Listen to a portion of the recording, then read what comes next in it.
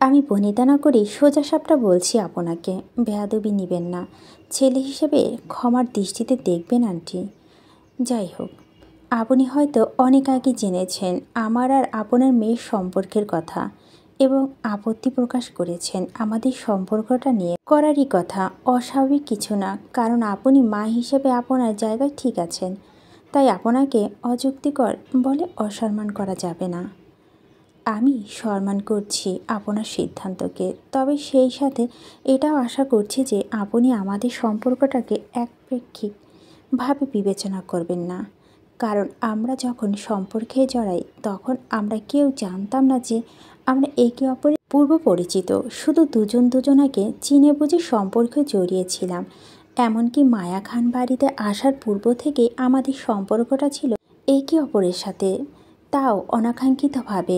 ফিহা খানবাড়ি বংশধর, এই সত্যটা আমি জানি মাস দুয়েক আগে। জুইকে যেদিন খান বাড়িতে রেখে গিয়েছিলাম সেই দিন, তারপর থেকে আমাদের মধ্যে মনোমালিন্যতা চলছিল।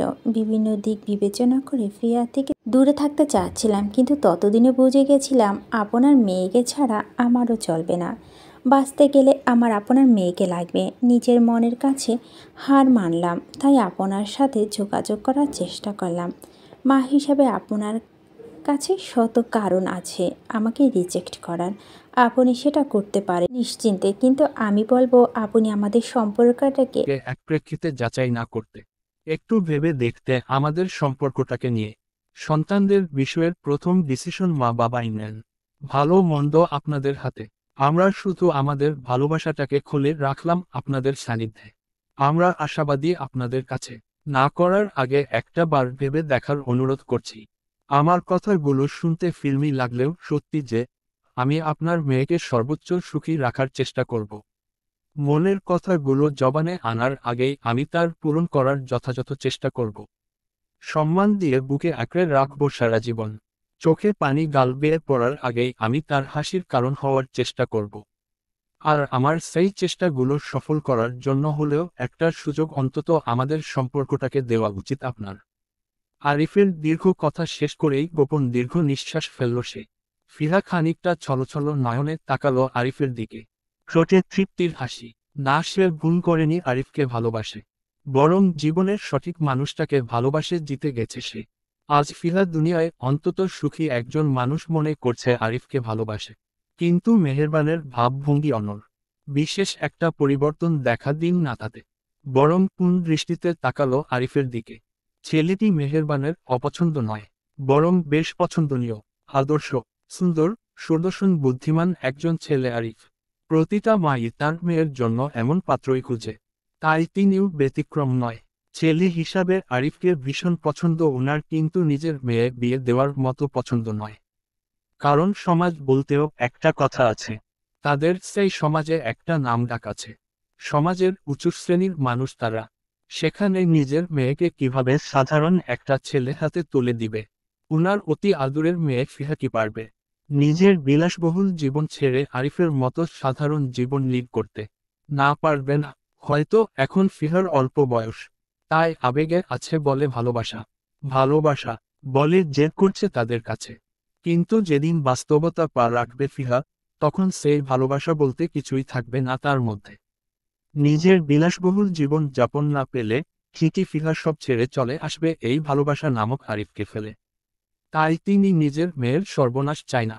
ফিহা ছোট হতে পারে, বাস্তবতার জ্ঞান তার না থাকতে পারে। তাই বলে মা হিসাবে ওনার কি জ্ঞান নেই নাকি? উনি কিভাবে নিজের মেয়ের সর্বনাশ করবেন? তাছাড়া এমনিতেই আরিফের পরিবারের সাথে উনার ব্যক্তিগত ঝামেলা লেগে আছে মায়া আর জুইকে নিয়ে। সেখানে নতুন করে কোনো সম্পর্কের ঝামেলায় জড়াতে চাচ্ছেন না তিনি। কিন্তু তিনি ফিহার মন রক্ষাতে এখানে এসেছেন, যাতে ভবিষ্যতে ফিহা ওনার দিকে আঙ্গুল তুলে বলতে না পারে, আমি আমার মায়ের জন্য আমার ভালোবাসার মানুষটিকে পাইনি। আমাকে একটা সুযোগ দেওয়া হয়নি কখনো। মেহেরবান অন্তত কৌশল মনে এসেছেন এখানে আরিফের সাথে সামঞ্জস্যতা করতে, যুক্তি করতে। যদি আরিফ উনার কথায় রাজি হয় তাহলে ফিহাকে বিয়ে দিবেন তিনি, নয়তো না। মেহেরবান মনস্তাত্ত্বিক বিষয়গুলো মনে মনে একবার ভেবে নিয়ে নিজের মধ্যে কথাগুলো গুছিয়ে নিল একবার আরিফকে বলার জন্য। আরিফের দিকে তাকিয়ে স্বাভাবিক ন্যায় বলতে শুরু করলো, দেখ, ভালোবাসা দিয়ে বাস্তবে জীবনের শুধু সংসার চলে না। আবেগ ভালোবাসা 2 দিন, বাস্তবতা চিরদিন। আমার মেয়ে এখন আবেগে আছে, তাই বুঝতে পারছে না কোনটা ঠিক বা কোনটা বেঠিক। মা হিসাবে সন্তানকে সঠিক পথ দেখানোটাই কর্তব্য। আমার মেয়ের আপাতত তোমাকে চাই, জেদ করছে তোমাকে নাকি ভালোবাসে, কিন্তু আমি সেটা মানতে পারছি না। কারণ ফিহা এখনো ছোট, তাই ওর মধ্যে যথেষ্ট পরিমাণ বুঝো নেই ভিতরে। আবেগ মোহ ওর মধ্যে বেশি কাজ করছে এই মুহূর্তে, তাই বাস্তবতা বুঝতে পারছে না। মা হিসাবে মেয়ের সেই আবেগ মোহকে সাড়া দিয়ে আজ তোমার সাথে দেখা করতে এসেছি আমি। কারণ জীবন কোনো এক পর্যায়ে যাতে ফিহা আমাকে বলতে না পারে এই যে আমার জন্য সে তার ভালোবাসার মানুষকে পায়নি। আমি বাধা দিয়েছি এমনটা যাতে বলতে না পারে। তাই আমি মেয়ের ভালোবাসাকে এক মুহূর্তের জন্য মেনে নিলাম। তুমি ছেলে হিসাবে আমার বেশ পছন্দ। তোমার পরিবারের সাথে আমাদের কতটা ভালো মন্দ সম্পর্ক চলছে সেটা আপাতত আমার তোমাকে বলতে হবে না, সবটাই তোমার জানা। কিন্তু কথা হচ্ছে তোমাদের পরিবারের মেয়েকে আমাদের ঘরে বউ করতে সমস্যা নেই, কারণ তারা আমাদের ঘরে আসবে, আমাদের সোসাইটির সাথে চলবে, এতে করে আমাদের কোনো সমস্যা নেই। কিন্তু সমস্যা হচ্ছে আমার ঘর থেকে, আমাদের সোসাইটির থেকে নিজের মেয়েকে তোমার ঘরের বউ করে পাঠানোটা নিয়ে। তোমার ঘরে আমার মেয়ে বউ হয়ে যাওয়া মানেই তার বিলাসবহুল জীবন ছেড়ে দেওয়া এবং সাধারণ জীবনে চলাচলের করা, যেটা আদৌ সম্ভব নয়। ফিহা বলেছে তোমার ছোটখাটো ব্যবসা আছে চট্টগ্রামে, নতুন ব্যবসাতে জয়েন করেছো নাকি? তোমার মাসিক আয় কত হয়? 3 লাখ। অথচ ফিহার হাত খরচে আছে মাসিক 3 লাখ টাকার উপরে। ফিহার হাতের বর্তমান ফোনটাও প্রায় 1.5 লাখ টাকার উপরে। হাতে গলায় অলওয়েজ ডায়মন্ড ক্যারি করে। ফিহার রোজকার নিত্য নতুন জামা পরার অভ্যাস, একটা ড্রেস দুবার পরার অভ্যাস নেই। ব্যান্ড ছাড়া জুতাও পরে না। নিজস্ব কার, ড্রাইভার ছাড়া যাতায়াত করে না। ফ্রেন্ডের আড্ডায় বসলে দিনে 20-30 হাজার টাকার উড়িয়ে ঘরে ফিরে সে। তাহলে তুমি বলো, এত বিলাসিতার জীবন ছেড়ে তোমার সাথে কতদিন সংসার করবে সাধারণভাবে? 1 মাস, 2 মাস, ভালোবাসে না হো 3 মাসই সংসার করলো তোমার সাথে। পরে যখন দেখবে তুমি ওর চাহিদা পূরণ করতে পারছো না, বিলাসিতার জীবন দিতে পারছো না, তখনই তোমাকে ছেড়ে, তোমার সংসার ছেড়ে চলে আসবে আমাদের কাছে। সংসার ভাঙ্গাভাঙ্গি হবে। তাই আমি ভবিষ্যৎটা চিন্তা করে তোমার কাছে একটা প্রস্তাব রাখতে চাই। ছেলে হিসাবে তোমার আমাকে পছন্দ। ফিহাকেও বিয়ে দিতে সমস্যা নেই। তুমি কর্মিক একজন ছেলে, সফলতা একদিন নিশ্চয়ই তোমার হাতে আসবে। শুধু তোমার একটু সাহায্যের দরকার, টেনে উপরে তোলার দরকার। আর সেই সাহায্যের হাতটা আমরা বাড়াতে চাই তোমার পিছনে। তুমি নিজের ব্যবসাটা বড় করতে যা প্রয়োজন হবে, সেই সবটাই পাবে আমাদের থেকে। ফিহার বাবা তোমাকে সাহায্য করবে সেই সকল বিষয়ে। তুমি শুধু উনার সাথে যোগাযোগ করবে। তারপর বছর দিন পরে না হয় তোমাদের বিয়ের আলোচনা করব আমরা পারিবারিকভাবে।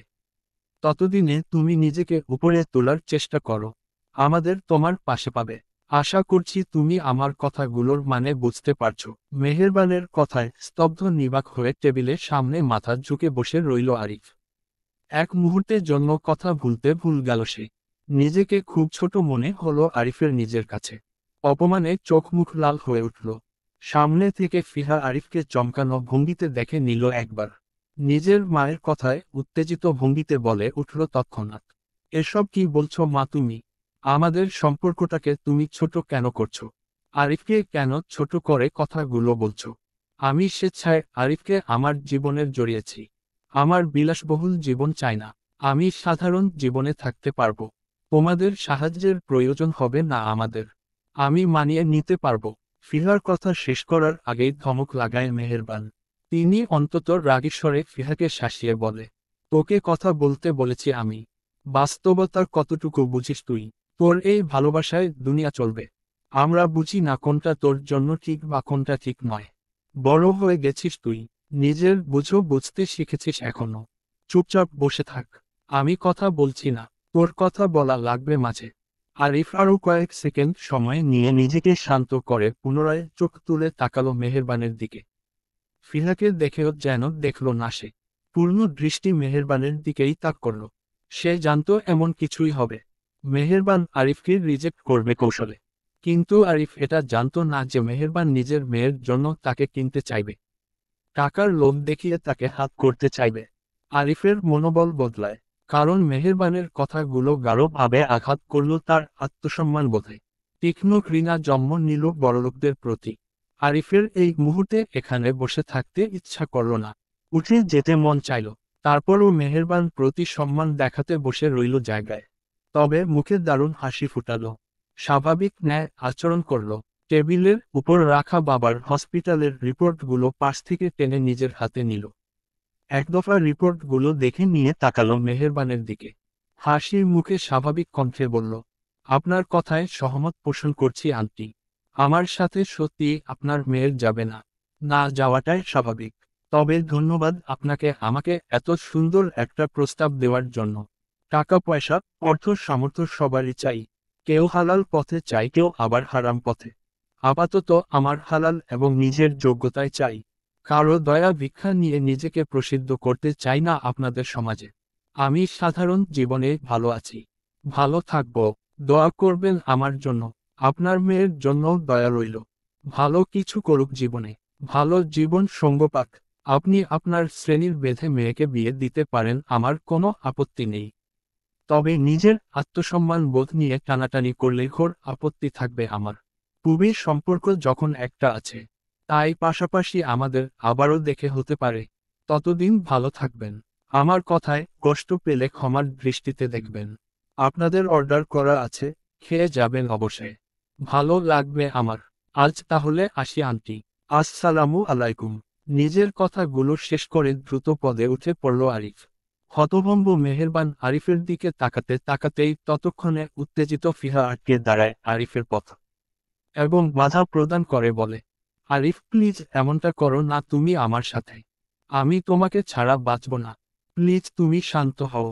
আমি আম্মুর সাথে কথা বলবো আমাদের সম্পর্কটা মেনে নিতে। তুমি প্লিজ এভাবে যেও না। ফিহার কথাগুলো শেষ হলো না, তার আগেই পাশ কাটিয়ে চলে গেল আরিফ। অস্থির ফিহা তৎক্ষণাৎ ভেঙে পড়ল কান্নায়। অঝরে কেঁদে পুনরায় আরিফকে আটকাতে যাবে, তখনই পিছন থেকে আটকে দেয় মেহেরবান। ফিহার হাত শক্ত করে চেপে ধরে টেনে নিয়ে যান নিজের সাথে গাড়ি করে বাড়িতে। ফিহাকে টেনে ড্রয়িং রুমে নিজের সামনে দাঁড় করিয়ে শক্ত হাতে চড় বসায় মেয়ের গালে। ফিহা ছিটকে ফ্লোরে পড়তেই মেহেরবান শক্ত গলায় বলে ওঠে, তোকে খাইয়ে পরিয়ে বড় করেছি, যখন যা চেয়েছিস দিয়েছি, যোগ্য শিক্ষিত বানাতে চেয়েছি। তার মানে এই না যে সন্তানদের অন্যায় আবদারটা মেনে নিব আমরা। কি বুঝিস তুই বাস্তবতা সম্পর্কে? যে ভালোবাসা, ভালোবাসা বলে চিল্লাছিস, সেই ভালোবাসা 2 দিনও থাকবে না অভাবে পড়লে। জীবনে কখনো অভাব নামক জিনিসটি বুঝিসনি, তাই ধারণা নেই বাস্তবতা কাকে বলে। তোকে যখন জন্ম দিয়েছি আমরা, তাই তোর ভালোটাও আমরাই বুঝব। যদি আমাদের কথা না শুনিস, তাহলে এমন মেয়ে আমাদের থাকার দরকার নেই। কেটে নদীতে ভাসিয়ে দিব নিজের হাতেই। তারপরও অন্যায় আবদার মেনে নিব না। ফ্লোরে ছিটকে পড়া ফিহা তৎক্ষণাৎ উঠে মেহেরবানের 2 পা জড়িয়ে ধরে অঝরে কাঁদতে কাঁদতে বলে ওঠে, আম্মু, আম্মু তোমার পায়ে পড়ি আম্মু। আমি আরিফকে ভালোবাসি, আমার তাকেই চাই। প্লিজ আম্মু, তুমি আমার ভালোবাসাকে বাস্তবতা দোহাই দিয়ে দূরে সরিয়ে দিও না। আমাকে অন্তত একটা সুযোগ দাও, নিজের ভালোবাসাকে নিয়ে সংসার করার। আম্মু আরিফ প্রবল আত্মসম্মান বোধক একটা ছেলে। তোমার কথায় আজ ভীষণ কষ্ট পেয়েছে। নিজের আত্মসম্মানবোধের জন্য হয়তো আমার সাথে যোগাযোগ করবে না, তোমাদের কথা রাখতে আমাকে দূরে সরিয়ে রাখবে। কিন্তু আমি জানি আম্মু আরিফ আমাকে ছাড়া বিন্দুমাত্র ভালো থাকবে না। আমিও ভালো থাকবো না আরিফকে ছাড়া আম্মু। প্লিজ আম্মু, তুমি আমাদের সম্পর্কটা মেনে নাও প্লিজ। জোরপূর্বক ফিহার থেকে নিজের পা ছাড়িয়ে টেনে দাঁড় করায় মেহেরবান। ফিহাকে মুখোমুখি দাঁড় করিয়ে শক্ত গলায় চিবিয়ে চিবিয়ে বলল, তুই যে এত বড় হয়ে গেছিস আমার জানা ছিল না। তোর বিয়ে দরকার তো, আমি তোকে বিয়ে দিব, তোর পছন্দের ছেলের সাথে নয়, আমার পছন্দের পাত্রের সাথে দিব। অবশ্যই সব দিক থেকে তোর ভালোবাসা চেয়ে বেস্ট হবে। জীবনে একদিন তুই আমাকে ধন্যবাদ জানাবি আমার আজকের ডিসিশনের জন্য। তোর সুখটা দেখেই বিয়ে দিব আমরা। যা, এখন তুই সোজা রুমে। আম্মু, আম্মু, প্লিজ, প্লিজ, এমনটা করো না, আমার কষ্ট হচ্ছে। আম্মু প্লিজ। ফিহার কাতরানোতে অধৈর্য শক্ত গলায় চেঁচাল মেহেরবান, তোমাকে রুমে যেতে বলছি ফিহা।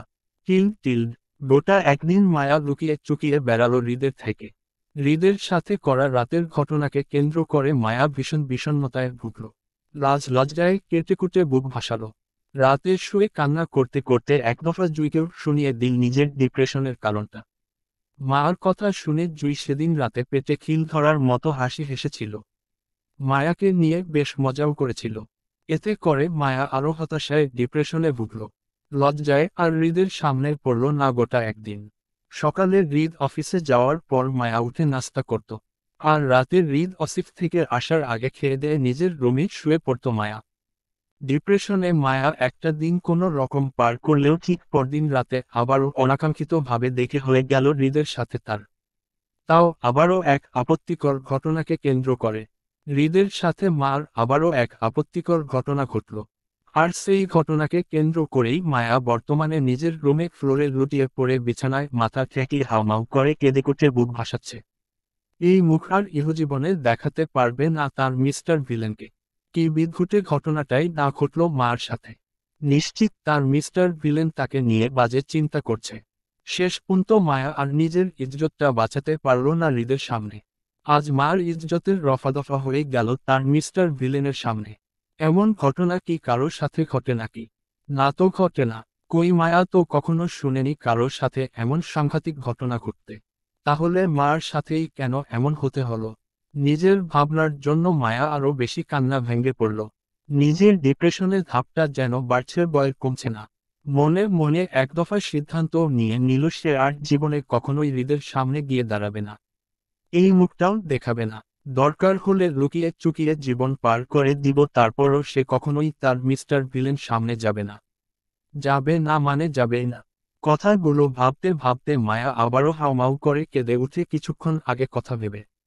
এই তো কিছুক্ষণ আগে কথা। তখন রাত 8টা বাজে। বাড়ির সবাই হসপিটালের ছিল। মার কলেজের পড়া শেষ হয়নি বিদায় হেনা খান মায়াকে বাড়িতে রেখে রেহেনা বেগমকে নিয়ে হসপিটালের গেল বিকাল করে। মায়া একা থাকবে বিদায় জুইকে সাথে দিয়ে গেল। মায়া নিজের রুমে বসে পড়ছিল। জুই মালাকে নিয়ে বাগানের দিকটায় হাঁটতে বের হয়েছিল। মার অর্ধ পড়া রেখে হঠাৎই উঠে রুমে থেকে বের হয়ে যায়। একা একা বোরিং লাগছে। তাই উদ্দেশ্য অনুযায়ী পুরো খান বাড়ির একবার চক্কর করে নিবেশে। যেহেতু হৃদ এই সময়টায় বাসায় থাকে না, অফিসেই থাকে। রাত 11টা বা 12টার আগে হৃদকে বাসায় পাওয়া যায় না। তাই মায়াও নিশ্চিতে ছিল। বিন্যাস হয়ে সিঁড়ি বেয়ে নিচেও নেমেছিল। কিন্তু কি মনে করে আর বাহিরে গেল না। ড্রয়িং রুমের সোফায় বসল। নিজের সামনে সোফার টি টেবিলের উপর একটা মোটাতাজা বই দেখতে পেল। কৌতূহলী হয়ে বইটার দিকে মায়া ঝুঁকি একটু দেখে নিল। সায়েন্সের বই, বেশ পুরাতন। কিন্তু এখানে এই বইটাকে রাখলো বুঝতে পারল না মায়া। স্বাভাবিক ন্যায় উঠে নিজের জন্য একটা চা করে আনলো কিচেন থেকে। পুনরায় একই জায়গায় বসল। চা খেতে খেতে আবারও বইটার দিকে দৃষ্টিতে পড়ল। খানিকটা কৌতূহল জাগ্রত হলো মনে। তাই চা কাপটা পাশে রেখে স্বাভাবিক ন্যায় ফ্লোরে পা ভাঁজ করে বসল টি টেবিলের সামনে। দুহাতে বইটাকে নিজের কাছে টেনে নিল। ফ্লোরে পা ভাঁজ করে বসায় টেবিল ও বইটি মার বুক বরাবর হলো। কৌতূহলী মায়া বইটা উল্টিয়ে দেখার জন্য বইয়ের বেশ একটা অংশ ধরে একসঙ্গে উল্টালো। এবং অধ্যায় ঠেকল নবমে। সেখানে গোটা বড় বড় অক্ষর লেখা, পুরু, লিঙ্গ ও বয়ঃসন্ধিকাল। নিচের তারই একটা বড় গোটা চিত্র দেওয়া আছে বইয়ের অর্ধেকটা জুড়ে লিঙ্গ নিয়ে। মায়া চোখ আড়িয়ে নিচের চিত্রটা আর দেখল না। আপাতত তার দৃষ্টি বড় বড় অক্ষরের লেখা, পুরু লিঙ্গ ও বয়ঃসন্ধির কালের মধ্যেই গবেষণা করছে। মায়া নড়েচড়ে বসে খানিকটা মনোযোগ হলো। তীক্ষ্ণ দৃষ্টিতে তাকিয়ে নিচের পোড়াটা পড়তে চাইল। কিন্তু পারল না। কারণ ততক্ষণে ড্রয়িং রুমে দরজা ধরে প্রবেশ করল হৃদ। হৃদের ধূপধাপ পায়ের শব্দের মায়া চোখ তুলে হৃদকে দেখতে পেল। অন্তত ক্লান্তি মাখা সেই ফেস হৃদের। যা অসম্ভব সুন্দর লাগলো মার কাছে। এক মুহূর্তের জন্য মায়ার হৃদের সাথে করা পূর্ব ঘটনাগুলো ভুলে গিয়ে আবেগী বসে এক দৃষ্টিতে তাকিয়ে থাকলো হৃদের চেহারার দিকে মায়া। অ্যাটিটিউড সম্পূর্ণ হৃদ যেন মায়াকে দেখেও দেখল না। গুরুগম্ভীর মুখে স্বাভাবিক ন্যায় হেঁটে চলে যাচ্ছে মার সামনে দিয়ে নিজের রুমের দিকে। মায়া নড়েচড়ে বসল এবং হৃদের দৃষ্টি আকর্ষণ করতে চাইল, যার ফলে নিচের পোড়াটা বেশ জোরে জোরে পড়তে লাগলো হৃদকে শুনিয়ে শুনিয়ে। হতবুদ্ধি মায়া তখনও বুঝল না সে আসলে কি পড়ছে। কিন্তু মার মুখে বেশ কিছু আপত্তিকর পড়া শুনে হৃদ থেমে যায়। কপাল কুঁচকে মায়ার দিকে স্থির দৃষ্টিতে তাকাতেই মায়া পড়তে পড়তে আর চোখে হৃদের দিকে তাকালো। হৃদকে নিজের সামনে দাঁড়িয়ে থাকতে দেখে মনে মনে অন্তত খুশি হলো এক দফা মায়া। যাক, অবশেষে সে হৃদের দৃষ্টি আকর্ষণ করতে সক্ষম হয়েছে। তাই মায়া হৃদকে শুনিয়ে শুনিয়ে আরো জোরে জোরে ঘাড় ভেঙে পড়তে শুরু করলো দুলে দুলে। নিজের পড়ার 15 সেকেন্ডের মাথায় মায়ার হঠাৎ মনে হলো সে যা পড়ছে সবকিছুই কেমন ধোয়াশা, একরত্তিও বুঝনি মায়া সে পড়ার। হৃদের দৃষ্টি আকর্ষণ করার জন্য শুধু পড়েই যাচ্ছে আর পড়েই যাচ্ছে। মায়া একটু থেমে কপাল কুঁচকে বইয়ের একটু নিচের প্যারাগ্রাফটায় চোখ বুলালো। সেখানে হেডলাইন হিসাবে বেশ বড় করে লেখা, বয়ঃসন্ধিকাল বা স্বপ্নস। মায়া বুঝল না লেখাটার মানে ঠিকই, তবে সেই পড়াটাকে অজুহাত হিসাবে কাজে লাগালো মায়ার হৃদের সাথে কথা বলার জন্য। মায়া হৃদের সাথে একটু কথা বলতে চাইল পড়ার অজুহাত দিয়ে। বিগত 2 মাস ধরে কথা হয় না হৃদের সাথে মার, তাই এই সময়টা মুখ্য মনে করল প্রশ্ন করার অজুহাতে। বোকামি করে মায়া কোনো কিছু চিন্তা না করেই তৎক্ষণাৎ প্রশ্ন করে বসল হৃদকে, এই বলে যে স্বপ্ন কি মিস্টার ভিলেন? হৃদ কপাল কুঁচকে মায়ার দিকে কিছুক্ষণ অদ্ভুত দৃষ্টিতে তাকিয়ে থাকল। পরে কিছু একটা ভেবে নিজের শার্টের হাতা টেনে গোটাতে গোটাতে মার সামনে এসে হাজির হলো। মার মুখোমুখি হয়ে ঠিক টেবিলের উপর এক পা তুলে দাঁড়ায় এবং নিজের উরুতে এক হাত ঠেকিয়ে ভর দিয়ে ঝুঁকে পড়ল মার দিকে। কোনো রকম ভনিতা না করে অন্তত স্বাভাবিক গলায় মায়াকে উদ্দেশ্য করে বলল, পড়ো নিচের পোড়াটা। হৃদের হঠাৎ কাণ্ডে মায়া প্রথমে ভয় পেলেও হৃদকে স্বাভাবিক ন্যায় কথা বলতে দেখে কিছুটা সাহস পেল নিজের মধ্যে। তাই মায়া হৃদের কথা অনুযায়ী নিচের পোড়াটা পড়তে গেলে হৃদ আবারও বাধা দিয়ে বলল, উহুম, এটা না, নিচের স্বপ্ন নিয়ে সংক্ষিপ্ত সারাংশ লেখা আছে 4 লাইনের, সেটা পড়ো। হৃদের কথা অনুযায়ী মায়া বেশ জোরে জোরে 4 লাইনের ব্যাখ্যা হিসাবে স্বপ্ন তারা চিহ্নের সারাংশটা পড়ে শেষ করল। কিন্তু তাতেও কিছু বুঝল না, কারণ মায়া এতটাই জোরে জোরে পড়ছিল যে তার মস্তিষ্ক সেই পড়াগুলো ক্যাচ করতে পারছিল না। সব পড়া তার মাথার উপর দিয়ে চলে যাচ্ছে, তাই মার সহজ বিষয়টিও বুঝতে পারছে না। তাছাড়া মায়া তো এখানে পড়তে বসেনি, বসেছে হৃদের সাথে পড়ার অজুহাতে কথা বলতে। সুযোগ অনুযায়ী যখন সব হচ্ছে তাই কি পড়ছে না পড়ছে সেটা দেখার সময় কই মায়া। মায়া সভ্য স্বরূপ পুরো 4 লাইনের পড়াটা গড়গড় করে সম্পূর্ণ শেষ করল শুধু রিডিং পড়ে। মায়া পড়া শেষ করে খুশি চোখে হৃদের দিকে তাকায়।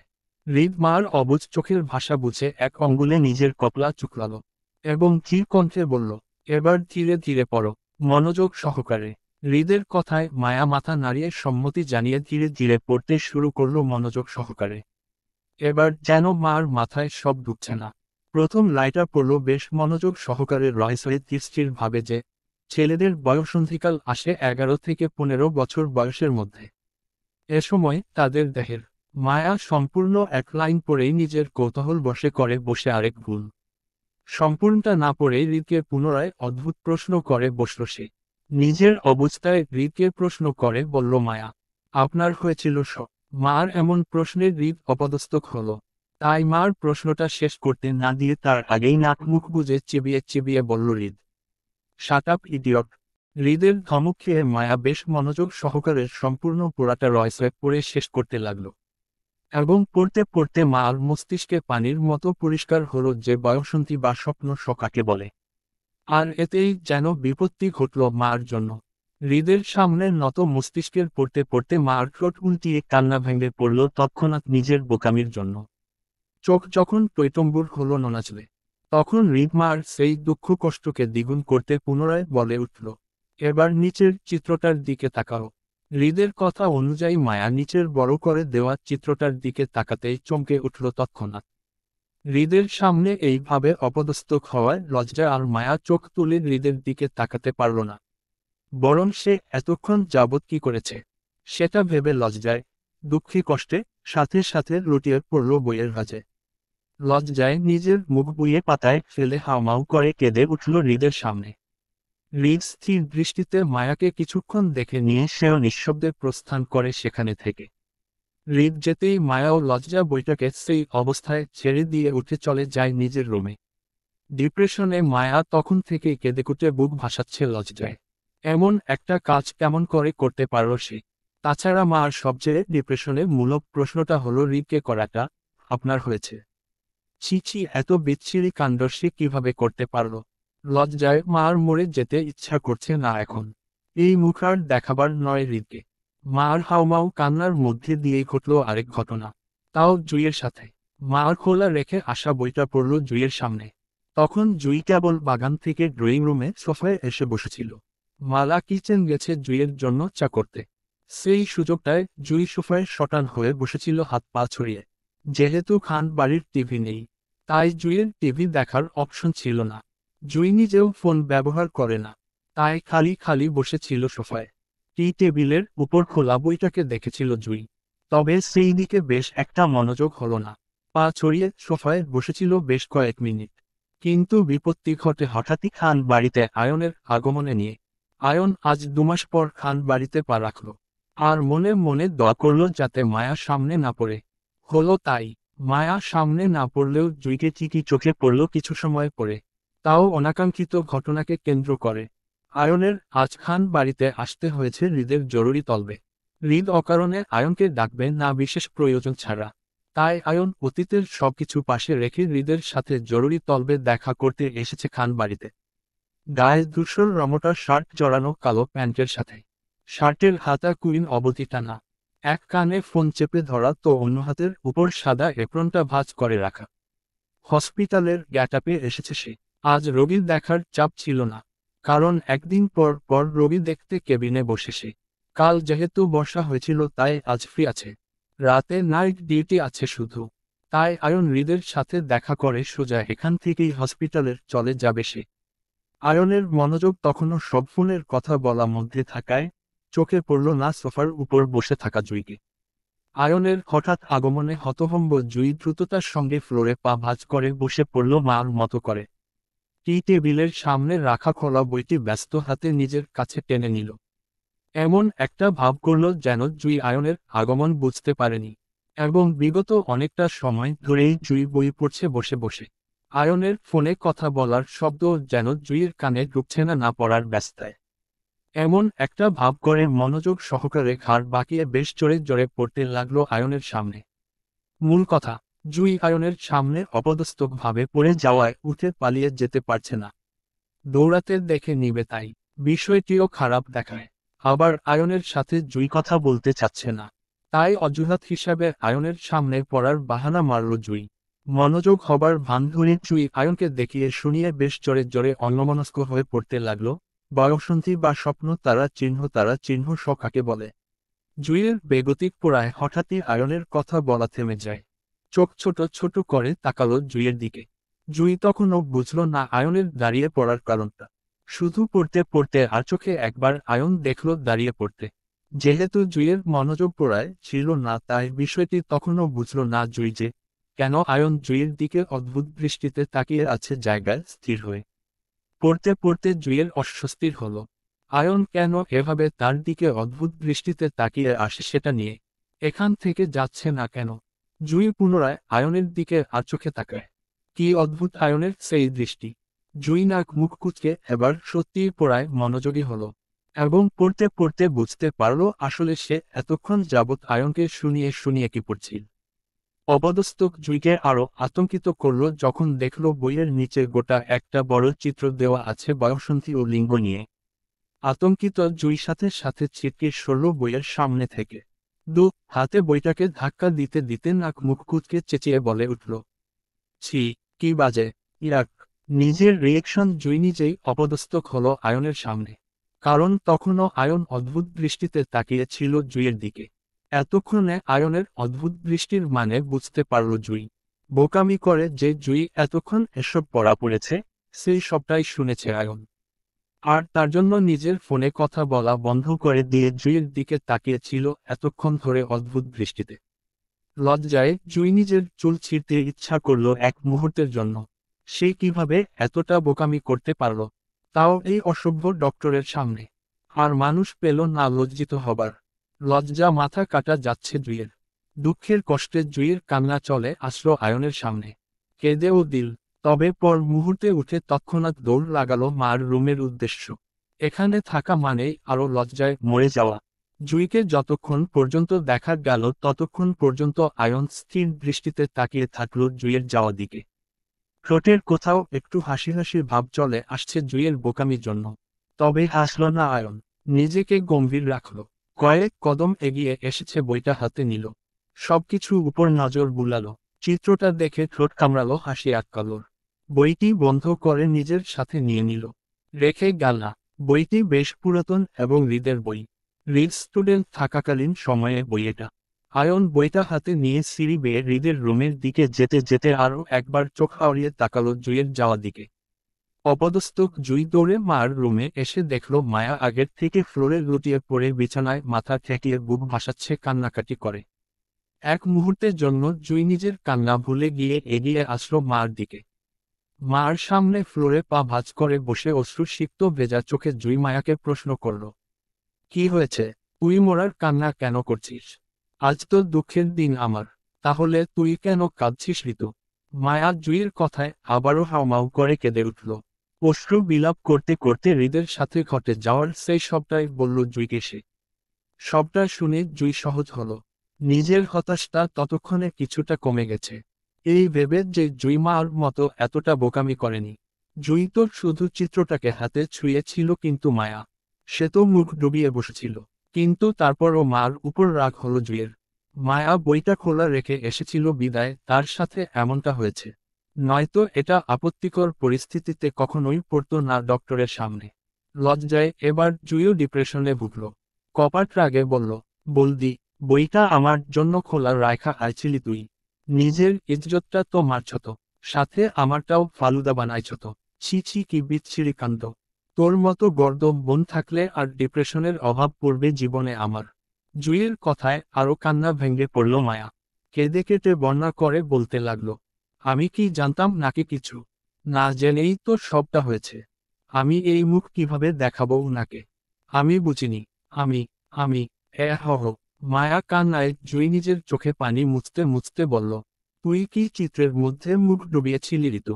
মায়া কান্না করতে করতে বলল, হ্যাঁ। কথাগুলো বলতে বলতে আবারও মায়া হাউমাউ করে কেঁদে ওঠে। মার কান্নায় জুইয়ের চেহারা উজ্জ্বল হলো। তাই দু হাতে চোখের পানি মুছে নিল আরো একবার। আসন্ন সুখে মনে বলল, তুই আজকে আমার মানসিক শান্তি কারণ হয়ে গেলি ঋতু। খুবই ডিপ্রেশনে ভুগতাম আজকের বিষয়টি নিয়ে, কিন্তু তুই তার আগেই বাঁচিয়ে দিলি আমায়। আমার থেকে আরো এক ধাপ এগিয়ে বোকামি করে তুই আর তোর অদ্ভুত প্রশ্ন আপনার হয়েছে। আমার মানসিক শান্তির কারণ রে ঋতু, মানসিক শান্তির কারণ।